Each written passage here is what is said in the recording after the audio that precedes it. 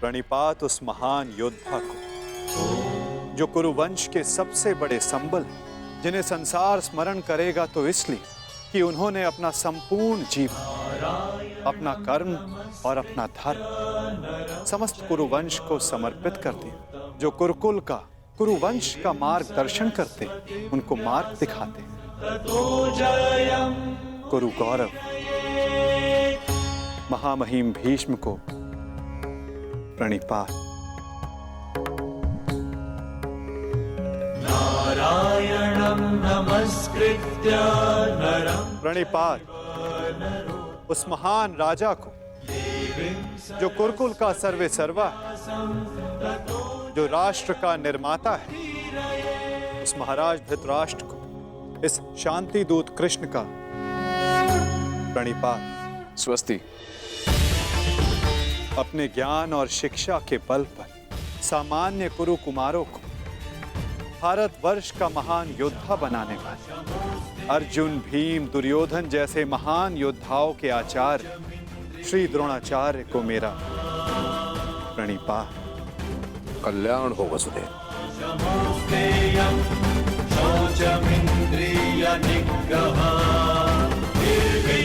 प्रणिपात उस महान हस्ती को जो अपने लक्ष्य संधान में प्रवीण है, जिन्होंने अपनी बहन के पुत्रों के लिए अपना राज्य त्याग किया, जो अपनी तीव्र बुद्धि और नीति से कुरु कुमारों का मार्गदर्शन करते हैं, उस गांधार नरेश को प्रणिपात।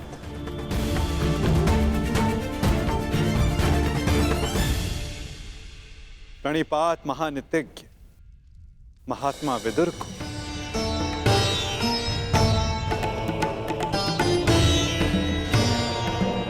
प्रणिपात उन समस्त जनों को जो सभा में उपस्थित हैं, जो शांति के समर्थक हैं। प्रणिपात का अर्थ है अपना शीश झुकाना। हम सब अपनी संतानों को उन सब के समक्ष शीश झुकाना सिखाते हैं जिन्होंने अपने जीवन में महान कार्य किए, परंतु मैं आप सबके समक्ष प्रणिपात इसलिए नहीं कर रहा कि आप सब ने महान कार्य किए। मैं प्रणिपात इसलिए कर रहा हूं कि आप सब अब भी एक महान कार्य को संपन्न करने के लिए सक्षम हैं। वो महान कार्य जो कि एक महायुद्ध है, एक महाविनाश है, उससे मुक्ति पा, जिसके पश्चात एक महान शांति की स्थापना होगी, धर्म का उदय होगा। मुझे विश्वास है कि आप सभी कल आने वाले महाभारत के महाविनाश को देख सकते हैं, और यदि आप सब चाहें तो आर्यव्रत को इस विनाश से बचा भी सकते हैं। मुझे अधिक प्रसन्नता होगी कि आप सबके सहयोग से भारतवर्ष में होने वाले इस महाभारत से सबको बचा सकूं और मेरे यहाँ उपस्थित होने का लक्ष्य पूर्ण कर सकूं। मुझे पूर्ण विश्वास है कि आप सब में से कोई भी ये युद्ध नहीं चाहेगा।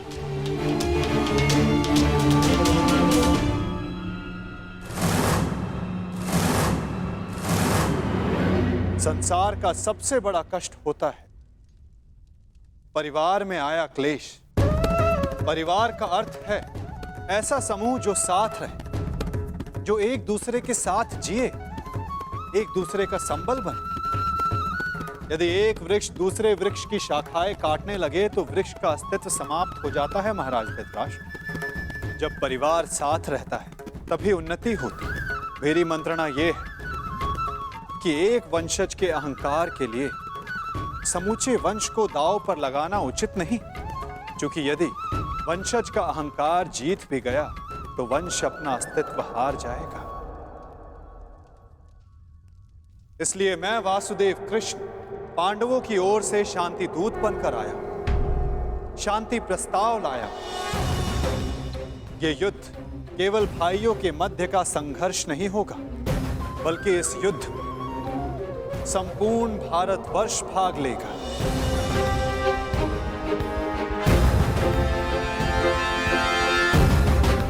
इसलिए विनाश भी सैकड़ों, सहस्त्रों और लाखों नहीं, करोड़ों में होगा।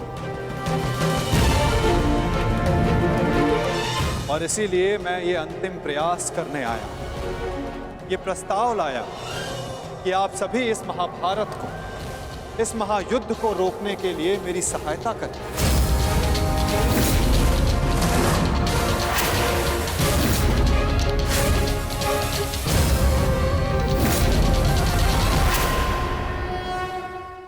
कि आप सभी इस महाभारत को, इस महायुद्ध को रोकने के लिए मेरी सहायता करें।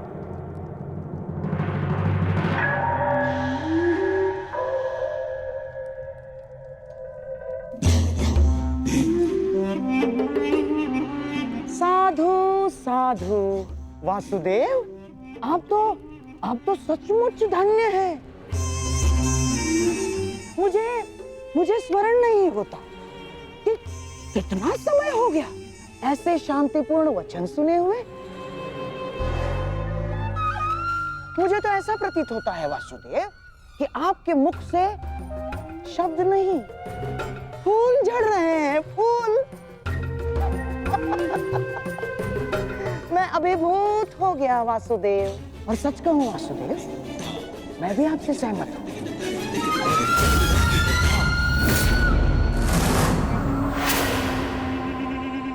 मैं भी नहीं चाहता कि ये युद्ध हो ना। अमाश्री, ये क्या कह रहे हैं आप? हाँ दुर्योधन, वासुदेव बिल्कुल उचित कह रहे हैं। हमें इस युद्ध को रोकने का पूरा प्रयास करना चाहिए, समझ गए? हाँ हाँ वासुदेव, सबसे श्रेष्ठ युद्ध वो है जो कभी हो ही नहीं।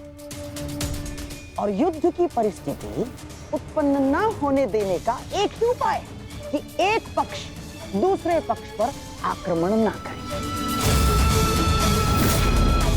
चलिए ठीक है, हम पांडवों पर आक्रमण नहीं करेंगे, परंतु वासुदेव, द्वारकाधीश, क्या आप यह आश्वासन दे सकते हैं कि पांडव भी हम पर कभी भी आक्रमण नहीं करेंगे? कभी भी। गांधार नरेश, आप आक्रमण के संदर्भ में बात कर रहे हैं और मैं यहां युद्ध की आवश्यकता को ही समाप्त करने के विषय में बोल रहा हूं। अच्छा ऐसा है। यदि ऐसा है वासुदेव, तो हम आपका प्रस्ताव सुनना चाहेंगे। हाँ, आप शांति दूत हैं तो संदेश तो लाए होंगे। और हाँ, ऊपर से आप शांति प्रस्तापित करना चाहते हैं। तो वासुदेव, शांति प्रस्तापित करने के लिए जिस समाधान की आवश्यकता होती है, वो समाधान भी लाए होंगे आप, है ना? बताइए, क्या है इसका समाधान? प्रत्येक युद्ध की नींव में अन्याय छिपा होता है गांधार राज, और अन्याय का केवल एक ही समाधान है, और वो समाधान है न्याय।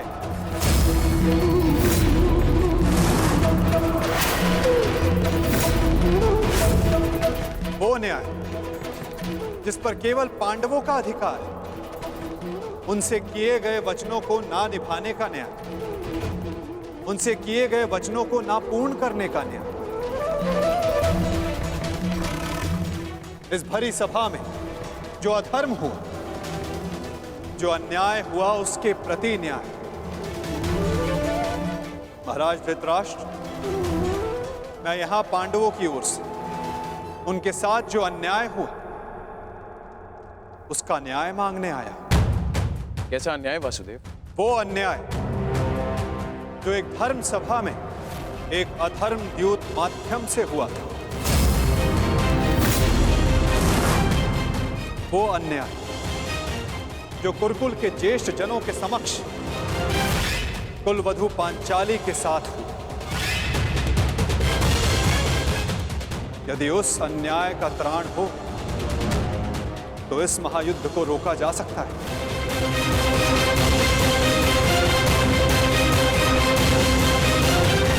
कुरुकुल श्रेष्ठ महाराज धृतराष्ट्र, महामहिम भीष्म, मैं पांडवों की ओर से उस अन्याय के लिए न्याय मांगने आया हूं। स्मरण रहे महाराज, यदि आपने पांडवों को न्याय नहीं दिया, या तो उसे वो पुण्य से अर्जित कर लेंगे या फिर उसे छीन लेंगे।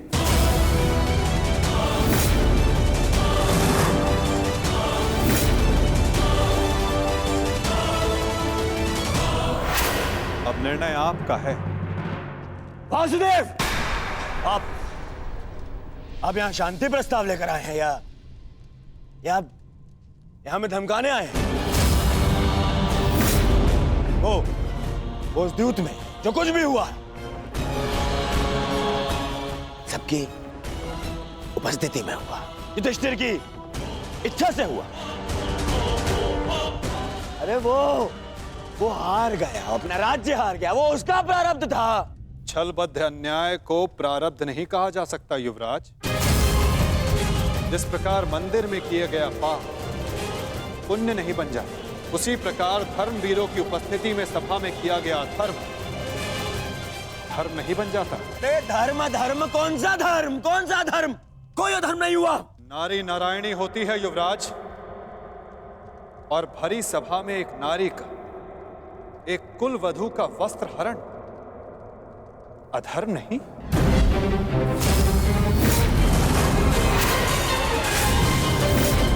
यदि तुम्हें विश्वास नहीं तो अपने ज्येष्ठों की झुकी दृष्टि से पूछो दुर्योधन। उन वस्त्रों से पूछो जो आपको आपके मन की नग्नता अनुभव कराने के लिए आपके शरीर से दूर हो गए। उन प्रतिज्ञाओं से पूछो जो पांडवों ने अपने भ्राताओं के विनाश के लिए मांगी। ये प्रतिज्ञा लेता हूं और यही जंगल तोड़कर तुम्हारा प्राण ले लूंगा दुर्योधन। उस श्राप से पूछो जो द्रौपदी ने समस्त कुरुकुल को दी। इस सभा में उपस्थित वो हर व्यक्ति जिसने मौन रहकर ये अधर्म होते हुए देखा, उन्हें उनके मौन रहने का दंड मिलेगा। श्राप है ये अग्निसुता द्रौपदी का। परंतु यदि आप सब चाहें तो पांडव अपनी प्रतिज्ञा को त्याग देंगे। द्रौपदी अपना श्राप वापस ले लेंगे। बस आप सबको अपनी भूल का अनुभव करके पांडवों को केवल उनका अधिकार देना है।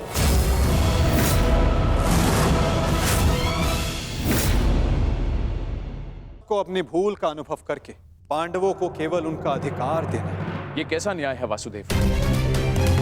संधि और शांति वार्ता में बराबर की बात होती है। एक ओर से बंधन और शर्तें नहीं लादी जाती। न्याय की मांग ना बंधन है ना शर्त है महाराज, केवल एक निवेदन है। यदि ऐसा है तो मेरा निर्णय यह है कि दुर्योधन मौन रहो। निर्णय लेना महाराज के हाथ में है, तुम्हारे नहीं। तुम शांत रहो। राजा होने के नाते मेरा कर्तव्य है कि मैं सबकी बातें सुनूं ताछरी, अपने मंत्रणाकारों का सम्मान करूं। दुर्योधन युवराज है, हस्तिनापुर का भवी महाराज है, इसलिए इस संदर्भ में मैं अपने पुत्र और हस्तिनापुर के युवराज दुर्योधन को अपना निर्णय प्रस्तुत करने की अनुमति देता हूं।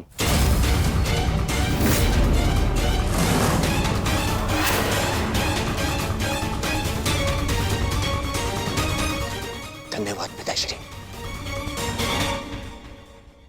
हाँ तो सुनिए वासुदेव, ऐसा है कि उस द्यूत में पांडव स्वयं अपना अधिकार हार बैठे थे।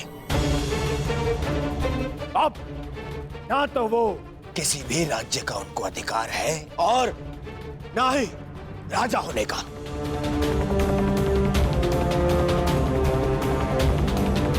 इसीलिए मैं दुर्योधन ये घोषणा करता हूं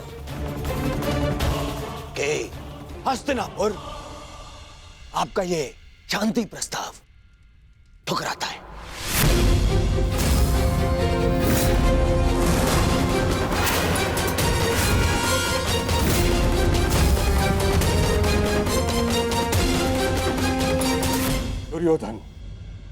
क्या तुम्हें इस बात का अनुमान भी है कि शांति प्रस्ताव ठुकराने का अर्थ है युद्ध को निमंत्रण?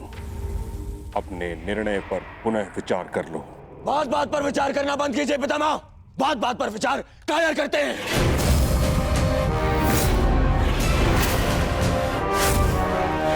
योद्धा का जन्म ही युद्ध के लिए होता है और मैं इस युद्ध के लिए प्रस्तुत हूं।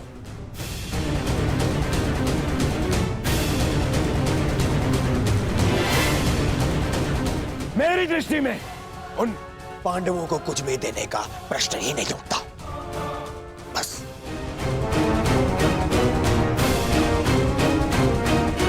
मैंने ये सभा समझौते के लिए रखवाई थी, न कि अपने ही अधिकार के त्याग के लिए। ये मेरा अंतिम निर्णय है। मैं उन पांडवों को इंद्रप्रस्थ नहीं दूंगा तो नहीं दूंगा।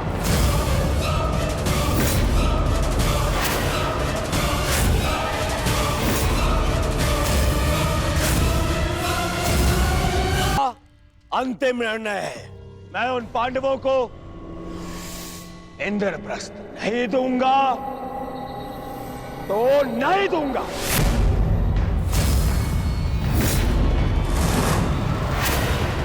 उचित है दुर्योधन, तुम इंद्रप्रस्थ रख सकते हो।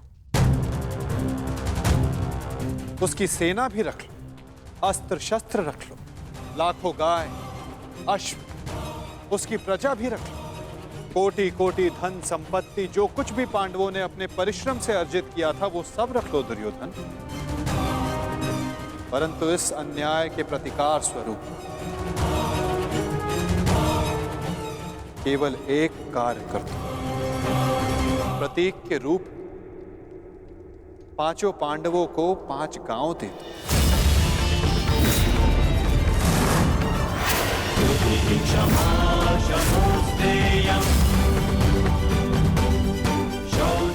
इतना तो दे ही सकते हो दुर्योधन। 5 पांडव वहां सुख से निवास करें और कुछ नहीं चाहेंगे। इस युद्ध को टालने के लिए केवल 5 गांव देना स्वीकार है तुम्हें?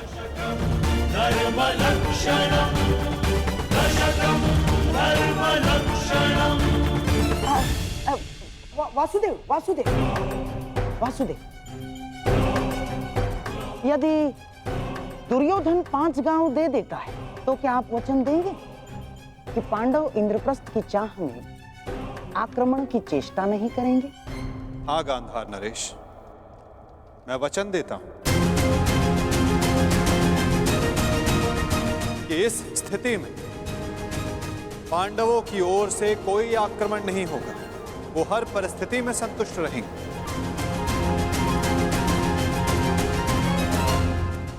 कह दो दुर्योधन, इससे अच्छा प्रस्ताव कोई नहीं होगा। महाराज, मैं आपसे विनती करता हूं कि यही अवसर है, अंतिम अवसर। आप इस प्रस्ताव को स्वीकार करके इसको यहीं रोक दीजिए। ताक्षी का कहना उचित है पुत्र, हाँ कर दो, इसी में सबका हित है।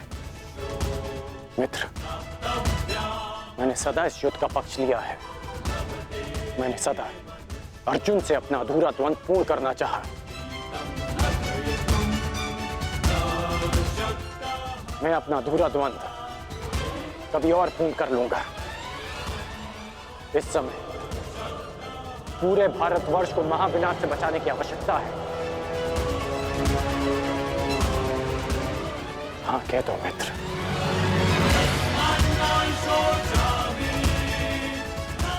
तुमने तो एक अनजान का मान रखने के लिए उसे अंगराज बना दिया, तो लाखों के प्राणों को बचाने के लिए 5 गांव दे दो मित्र। देख रहे हैं वासुदेव, मेरे मित्र अंगराज मेरे साथ है।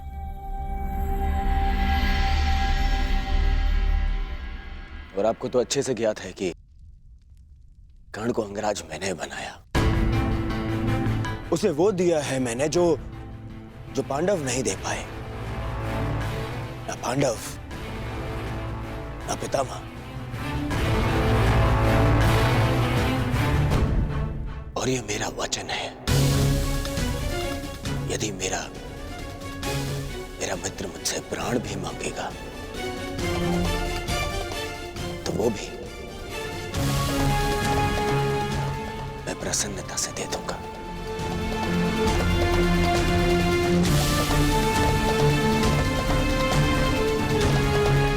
परंतु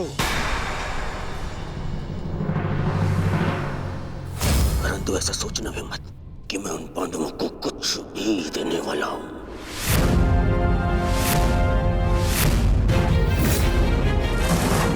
पता है, बचपन से मुझे यही आभास कराया गया है कि मेरा किसी भी वस्तु में कोई अधिकार नहीं है, ना अपने पिता के राज्य पर, ना सिंहासन पर। जो भी मिले या तो दे दो या उन पांडवों के साथ में बांट लो। और तुम अधिकार की बात करते हो वासुदेव, तो बताओ मुझे, मेरा अधिकार उन पांडवों ने मुझे कब दिया? कब? गुरु का प्रेम, महामहिम का वात्सल्य किसी को मिला तो वो उन पांडवों को, मुझे नहीं। मेरे पिता के राजा होने पर, युवराज पद पर किसी का अधिकार था तो वो मेरा था, परंतु मुझे नहीं मिला। वो मिला उस युधिष्ठिर को। दुर्योधन की बात तर्कसम्मत है वासुदेव। युवराज राजा का पुत्र ही बनता है और यही नीति है। आप तो कभी वास्तविक राजा थे ही नहीं महाराज। आप तो आज भी हस्तिनापुर के केवल कार्यकारी नरेश। आपका राज्य अभिषेक भी नहीं हुआ। और रही बात नीति की, तो कुल वधू का वस्त्र हरण, उसका अपमान कहां की नीति है? पांडवों का पक्ष लेना बंद करो ग्वाले। मैंने उस द्रौपदी को धर्मपूर्वक द्यूत में जीतकर उसे अपनी दासी बनाया। उसका वस्त्र हरण करना मेरा अधिकार था, क्योंकि जो दासी अपने स्वामी की आज्ञा का पालन ना करे वो दंड की अधिकारिणी होती है। नारी केवल सम्मान की अधिकारिणी है दुर्योधन।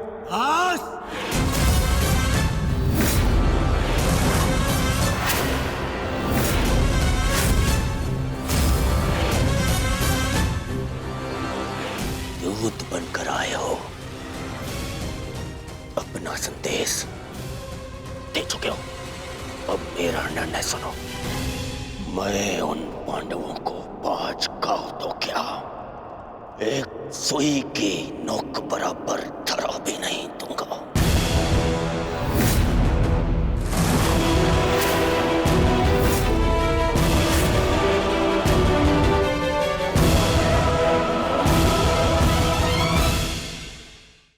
इस महायुद्ध में अंत करेगा तुम्हारा और उन पांडवों का यह दुर्योधन। जो स्वयं मृत्यु के शिखर से गिरने वाला, उसे अपने अंत की चिंता करनी चाहिए मूर्ख दुर्योधन।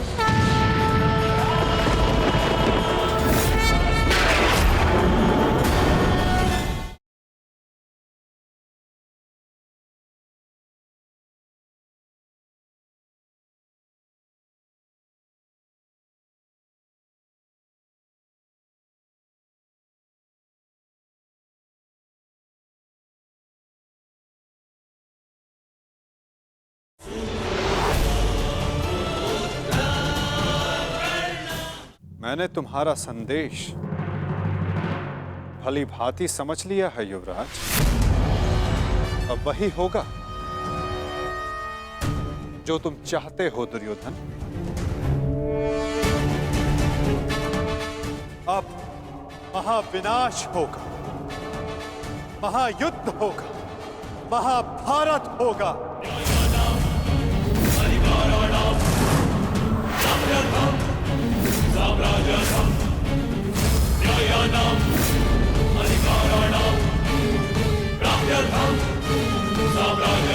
प्रणिपात।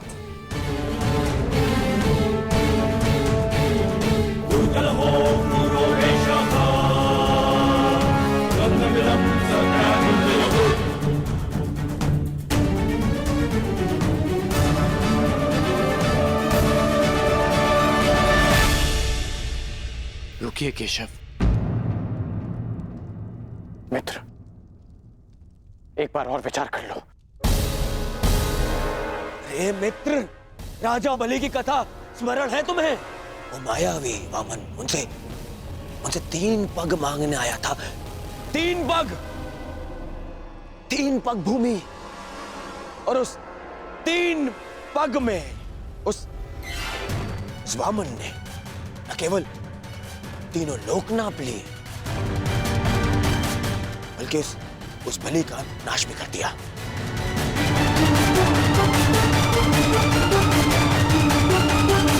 अरे इस छलिया को 5 गांव दे दूंगा तो यह हस्तिनापुर का अस्तित्व ही मिटा देगा।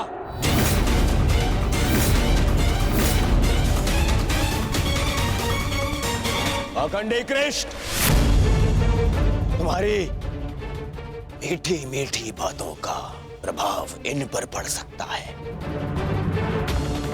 दुर्योधन पर नहीं। तो फिर मैं प्रस्थान करता हूं।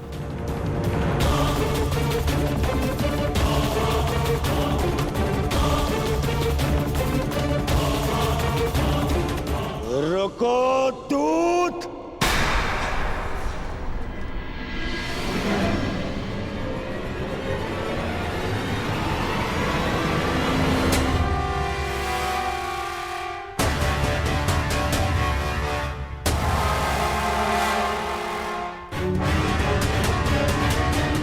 मैंने तुम्हें जाने की आज्ञा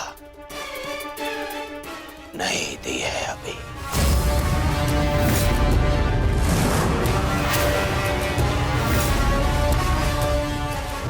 सब तुम्हारी माया से भयभीत हैं कृष्ण।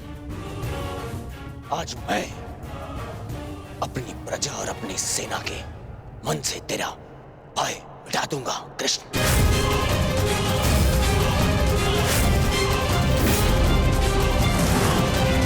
तुम हस्तिनापुर से बाहर नहीं जाओगे।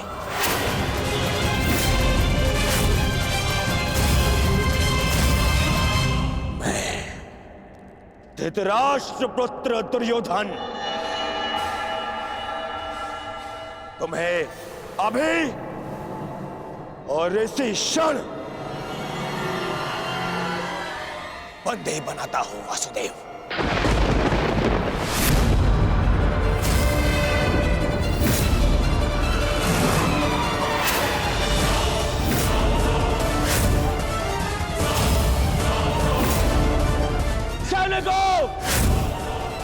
बंदी बनाओ इस छलिए को।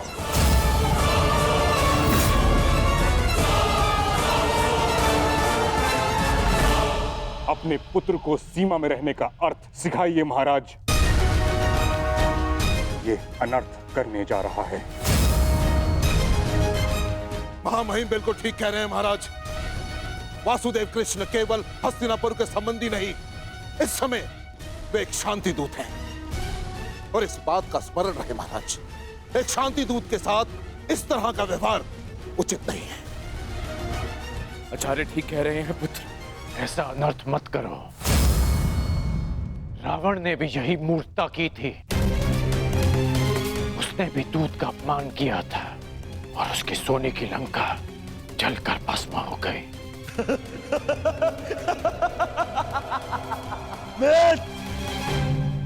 रावण मूर्ख था जो सामान्य रस्सी से हनुमान को बांधने चला था, परंतु मैंने इस विशेष दूत के लिए एक विशेष धातु की श्रृंखला बनवाई है।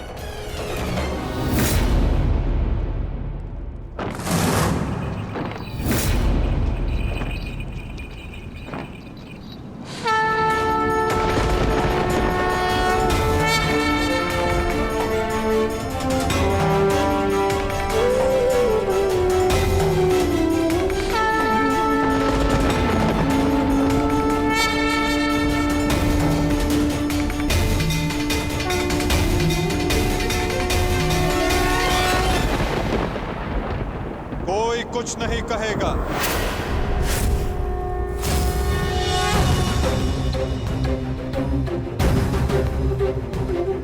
मेरा आप सबसे निवेदन है कि मेरे और दुर्योधन के मध्य में ना आए और साक्षी बने इस क्षण के। इसे भान नहीं कि ये क्या कर रहा है, जिसके जन्म के पश्चात जिसे बंदी गृह की बेड़ियां ना बांध सके, सैनिकों का पहरा ना रोक पाए, आज तुम उसे बांधने चले हो दुर्योधन। सामर्थ्य है तुम में तो बढ़ो आगे, हो सके तो साधो मुझे दुर्योधन, अपने इन श्रृंखलाओं में बांधने का प्रयास करो।